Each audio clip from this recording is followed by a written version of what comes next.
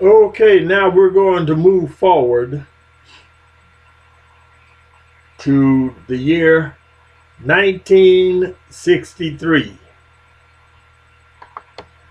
It was during that year that President John F. Kennedy was assassinated. Now the question remains, why was he assassinated?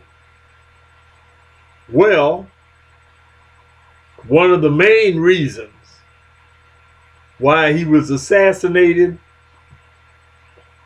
is that he was a friend of the black community. In fact, if it wasn't for the black community, he may not have gotten elected. But he ran on certain issues that basically drew the black community to see that they had an opportunity to have a friend in the White House.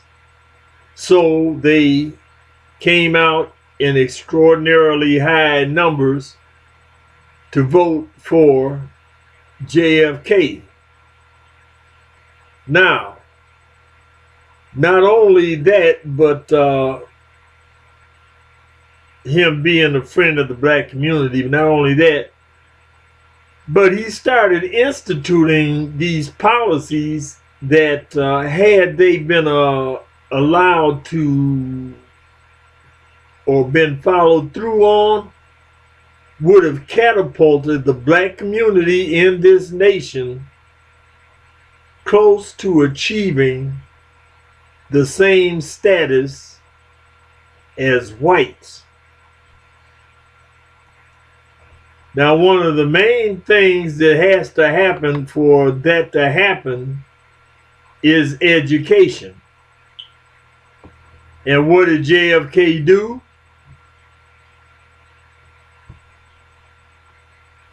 He desegregated the schools in the South.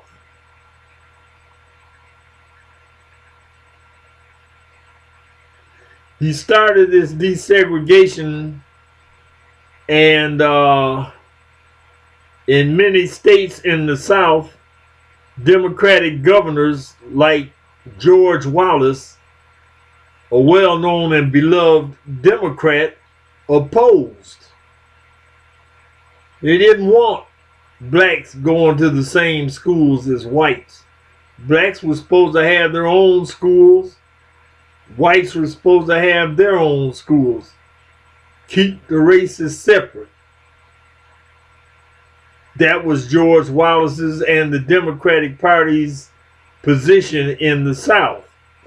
JFK knew that if blacks got educated, then blacks could begin the progress of digging themselves out of the holes and things they had been left in after slavery was abolished, so to speak, even though, there were still cases of it, and of the like of opposing blacks being able to do anything. But, the wheels were in motion.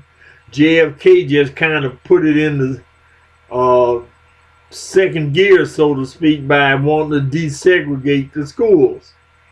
Now, this Governor George Wallace, he was well known, like I say, and loved by the Democratic Party, and he opposed this so much so that he actually stood in the doorway of the first school to be desegregated in his state, to block the entry of the first black students, who were accompanied now by the National Guard of that state, which were activated not by Governor Wallace, but by JFK. So in other words, Governor Wallace was facing his own state's National Guard, all for the purpose of showing his displeasure with having the schools desegregated.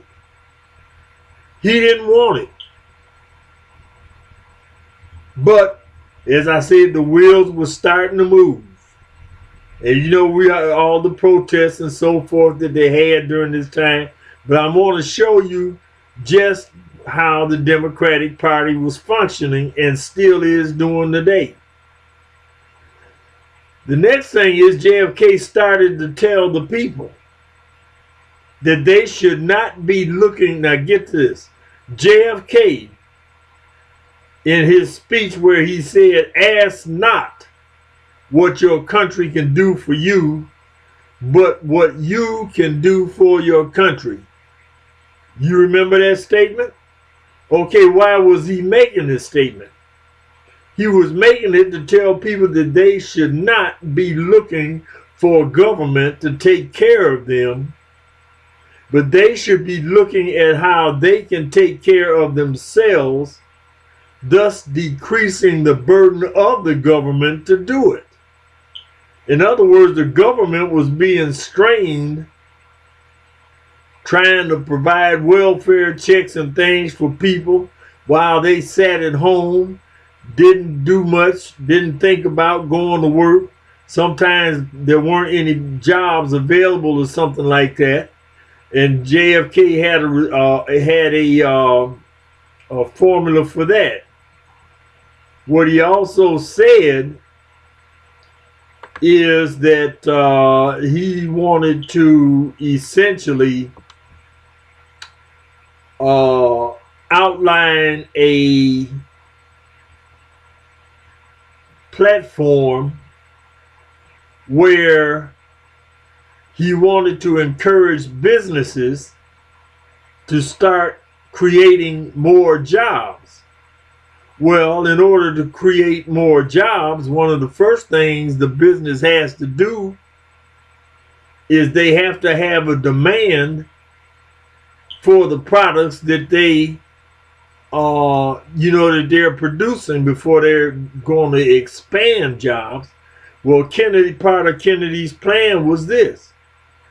He said, hey, if we give you tax breaks so you don't have to pay taxes on your investment right away, we give you tax breaks, you can use that money to create more jobs. When you create more jobs, then more people can go to work. And when more people start going to work, then the people will be able to purchase products like what you're manufacturing. In other words, he was saying, as business expands and creates jobs, more people will start working. They will get off the government dole. And that will be beneficial to the business because then the people could begin to purchase the products that they're making. All of this was part and parcel of what JFK's plan was for the people of the United States.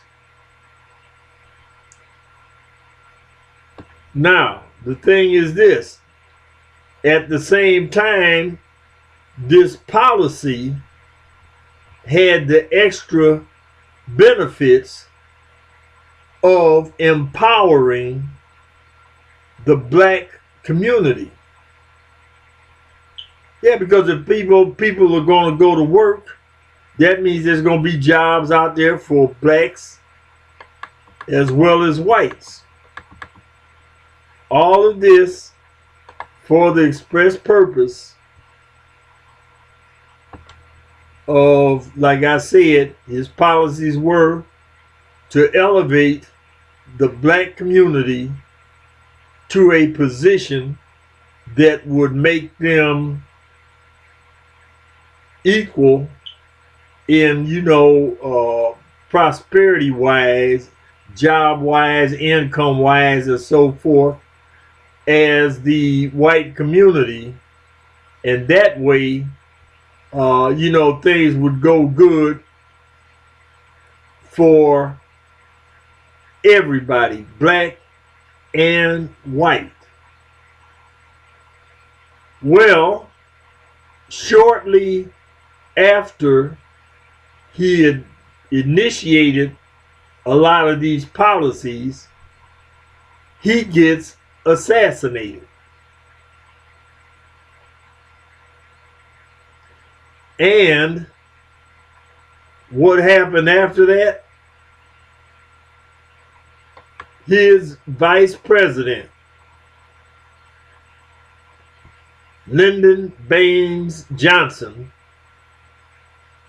took over as president and basically reversed the ideas of getting people to be self-sufficient by initiating the policy of the Great Society, which basically expanded the welfare state, and at the same time he reversed giving the businesses tax breaks and essentially increased the taxes on businesses that wanted to try to expand, who still had the vision of trying to expand to make things better for everybody in the country. But once again, like I said, the Democratic Party was behind this assassination, not necessarily because Kennedy had bad ideas and that they wouldn't work or anything else like that, but because of the fact that these ideas were going to lift the black community to equality with whites in jobs and so forth, and the Democratic Party wasn't going to go for it. They weren't going to stand still for it.